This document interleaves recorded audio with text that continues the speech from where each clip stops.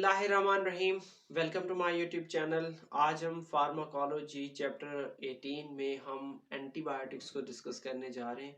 इससे पहले के तमाम लेक्चर्स मेरे यूट्यूब चैनल पे अवेलेबल हैं, आप लोग जाके विजिट कर सकते हैं।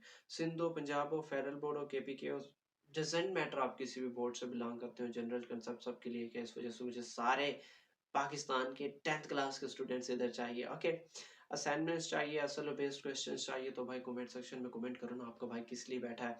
इवन इंस्टाग्राम पे भी मुझे गाजिम जोलॉजिस्ट वहाँ फॉलो कर सकते हो, यूट्यूब पे भी फॉलो कर सकते हो, यूट्यूब का सेकंड चैनल भी देख सकते हो व्लॉग वाला।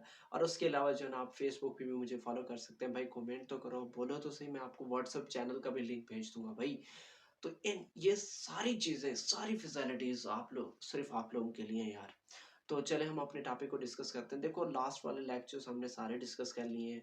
फार्माकोलॉजी पढ़ रहे हैं, इसमें हम ड्रग्स के बारे में पढ़ रहे हैं। बहुत सारे ड्रग्स होते हैं, मेडिसिनल होती हैं, फार्मास्यूटिकल होती हैं, और इवन आप बात करो एडिक्टिव ड्रग्स भी होती हैं। ये सारी चीज़ें पढ़ ली हैं हमने। आज हम किसको पढ़ने जा रहे हैं भाई?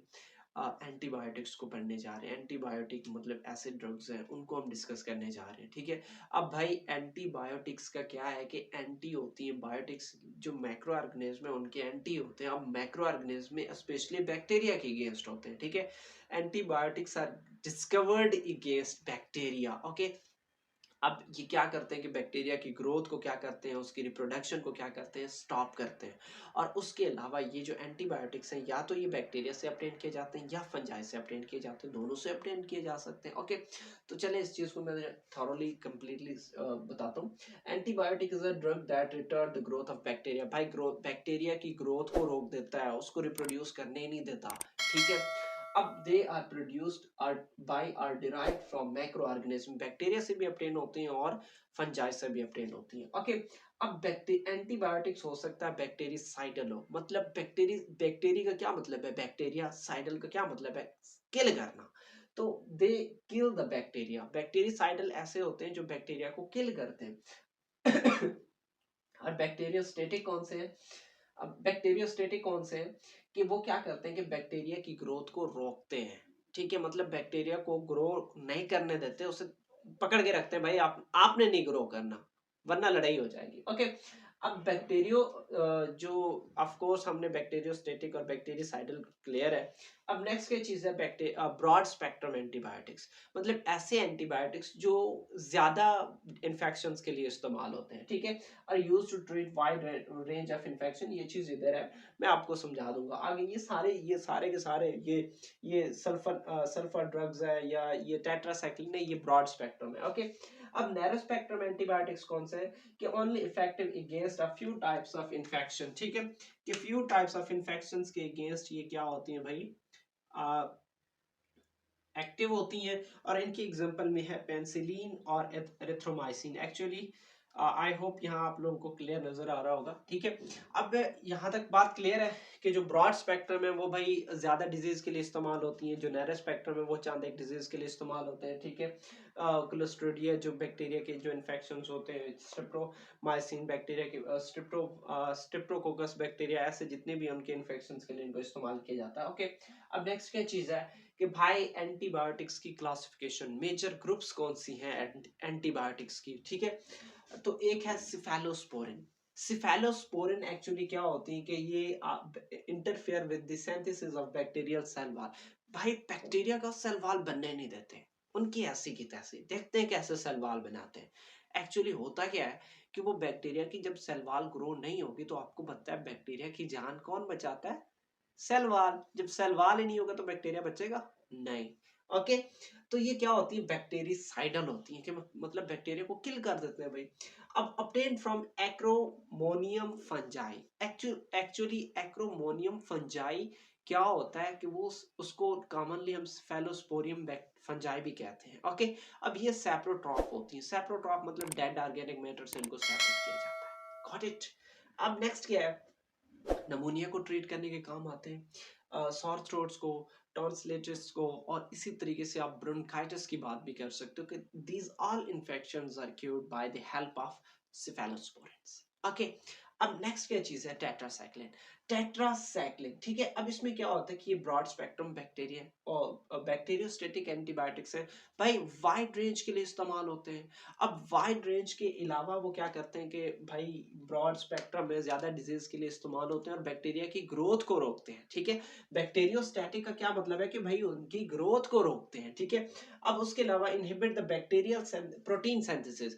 अब बैक्टीरिया की प्रोटीन को मतलब जो बैक्टीरिया है उसकी प्रोटीन को सिंथेसिस नहीं करने देंगे। ठीक है, अब ये क्या करते हैं कि भाई ये स्मॉलर राइबोसोम के साथ जाके अटैच हो जाता है। अब स्मॉलर राइबोसोम क्या होता है ये तो आप लोगों को नहीं पता होगा, होगा ना भाई। चैप्टर 4 में जब हमने पढ़ा था, और मैं इस चीज को रिकॉल कर दूं, चैप्टर 4 में हमने पढ़ा था राइबोसोम के बारे में कि राइबोसोम कंसिस्ट ऑफ टू सब units, one is the smaller ribosome, ठीक है, smaller unit and larger unit.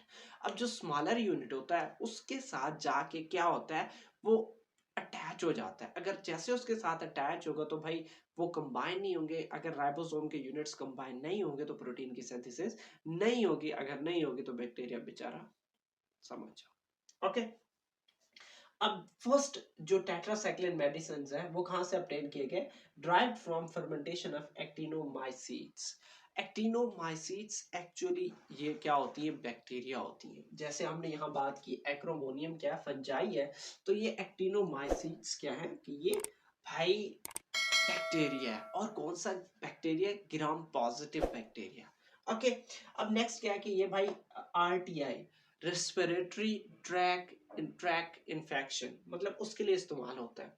UTI, urinary track infection, उसके लिए इस्तेमाल होता है। और आईटीआई, इंटेस्टिनल ट्रैक इन्फेक्शंस, ये ऐसी डिजीज को क्या करता है, ट्रीट करने के काम आता है।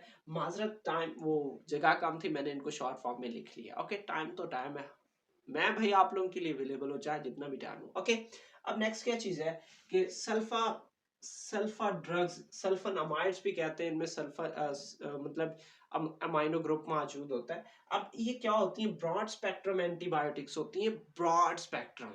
ठीक है, मतलब बहुत सारी डिजीज के लिए इस्तेमाल किए जाते हैं। और बैक्टीरियोस्टेटिक है, मतलब बैक्टीरिया की ग्रोथ को क्या करेंगे भाई, रोकेंगे। ओके, अब ये क्या करते हैं, inhibit the folic acid synthesis in bacteria, कि बैक्टीरिया का भाई जेनेटिक मटेरियल है उसको कवर कौन करता है, प्रोटेक्ट कौन करता है, फॉलिक एसिड। उसकी सिंथेसिस नहीं होगी तो बैक्टीरिया का जेनेटिक मटेरियल प्रोटेक्ट नहीं होगा। ओके, तो देखें ये था हमारा आज का टॉपिक। एक और चीज है कि भाई अगर एंटीबायोटिक्स एक्सपायर्ड हो जाती हैं तो उससे आपके किडनी को बड़ा नुकसान होगा। और आपको पता है आपके बॉडी के अंदर एक ही फिल्टरिंग यूनिट है भाई, जो आपके वैसे तो स्किन भी है बट ब्लड को फिल्टर करता है ना वो। ठीक है, तो वो क्या होता है कि यार अगर वो ना रहा तो आपको पता है फिर कुछ नहीं है बाकी। ठीक है, वो कहते हैं कि हम भाई एक किडनी बेच के आईफोन तो ले लेंगे, लेकिन एक किडनी कम करने से आपकी उम्र 14 से 15 साल कम भी हो सकती है भाई। और आपको पता है कौन जीना नहीं चाहता, मैं तो जीना चाहता हूँ भाई।